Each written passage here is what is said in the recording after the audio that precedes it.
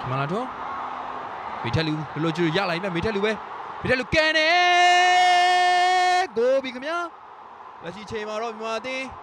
ရလာတဲ့အခွင့်အရေးတစ်ခုကိုတော့မေထက်လူအမောင်းရမရှိအဆုံးသတ်ပြီးတော့မြန်မာအသင်းရဲ့ဒုတိယမြောက်ဦးဆောင်ကိုတော့ရှာယူပေးသွားခဲ့ပြီလေဖြစ်ပါတယ်ပြီးခဲ့တဲ့ဖလိုပိုင်းအသင်းနဲ့ပွဲစဉ်မှာလည်းမြန်မာအသင်းလိုအပ်နေတဲ့ဦးဆောင်ကိုတကိုကိုပီကန်ဒီမှာတွင်ယူပေးခဲ့တဲ့မေထက်လူဒီချိန်မှာလည်းတမန်တိုက်စစ်ကနေရလာတဲ့အခွင့်အရေးတစ်ခုကိုတော့အမောင်းရမရှိအဆုံးသတ်ပြီးတော့လာပပပဲမေထက်လူတွင်ယူပေးခဲ့ရလဲဖြစ်ပါတယ်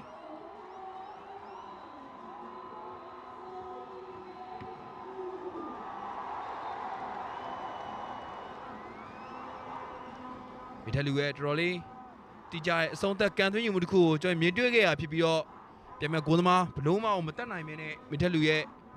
တွင်းကိုတော့ခွင့်ပြုပေးခဲ့ရလဲဖြစ်ပါတယ်တော်တော်လေးကိုလှပတည်တက်တဲ့မေထက်လူရဲ့အဆုံးသက်ကန်သွင်းမှုတစ်ခုကိုတော့ကျွန်တော်မြင်တွေ့ခဲ့ရလဲဖြစ်ပါတယ်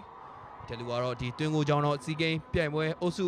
ပွဲစဉ်နှစ်ပွဲဆက်ကိုတော့တွင်းကိုတွေရယူပေးခဲ့ပြီလဲဖြစ်ပါတယ်